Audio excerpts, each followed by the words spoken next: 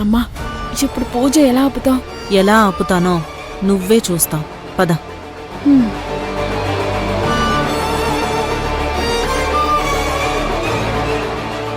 భువనేశ్వరి గారు, మిమ్మల్ని కావేరిని చూస్తుంటే అత్తా కోడళ్ళు కాదు, తల్లి కూతుళ్ళలా అనిపిస్తోంది.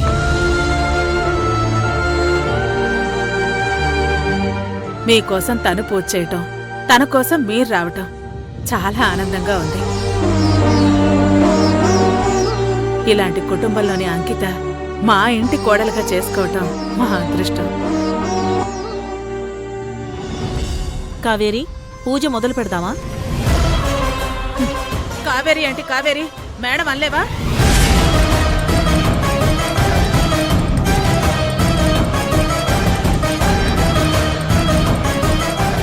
అలాగే మేడం. కావేరి మేడం, పూజ మొదలు పెట్టండి. మొదలు పెడతారు కానీ నువ్వు జరగాల్సిన కార్యక్రమం ఏంటో చూడిపో.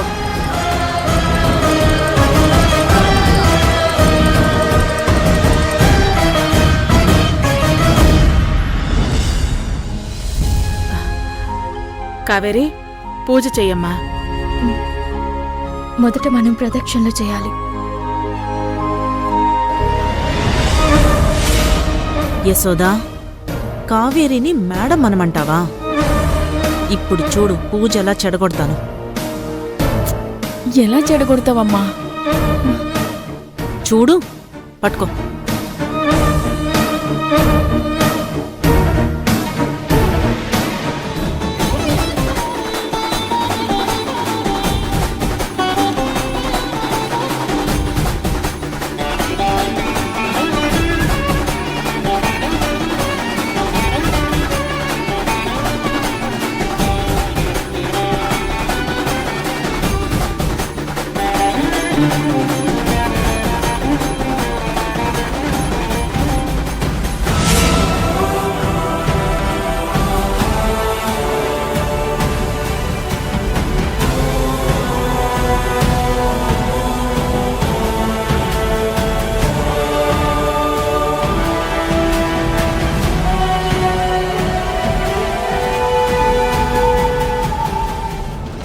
అమ్మా నాగమ్మ తల్లి, నాకు సర్పదోషమని మా అత్తయ్యతో కలిసి పూజ చేస్తే పోతుందని చెప్పారు.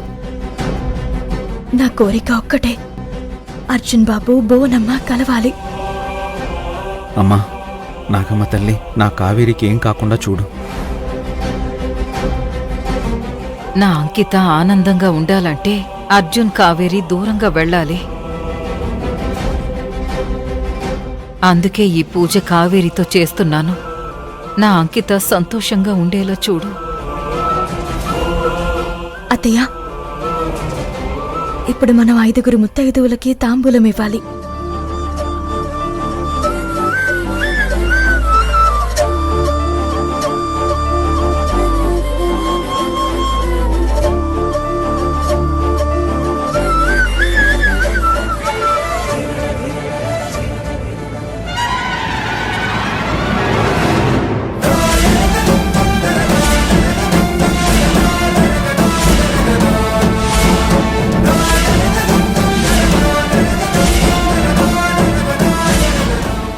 ఎంత పని చేసావు, చూసుకునేది లేదా?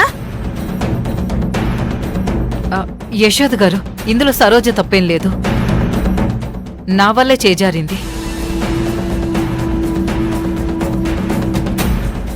అమ్మా, నువ్వు సూపర్ అమ్మా.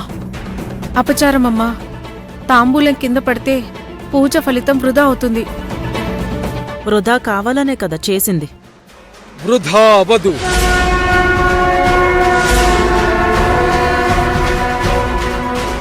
హర హర మహాదేవ శంభో శంకర. యువకే మోక్షం శివం, ఊపిరికే సాక్ష్యం శివం, ఆ యువకే రక్షే శివం, శివం శివం శివం.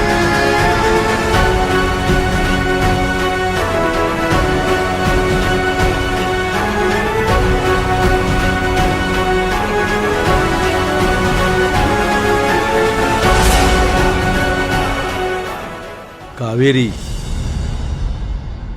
మీ అత్తయ్య చేతిలో నుంచి కింద పడ్డ తాంబూలం నువ్వు తీసుకొని మిగతా అందరికీ ఇవ్వమ్మా. కింద పడితే అపచారం కదా స్వామి. ఇతరులు బాధపడాలని కావాలని చేస్తే భగవంతుడు చూస్తూ ఊరుకోడు. తీసుకోమన్నాను కదమ్మా, తీసుకో.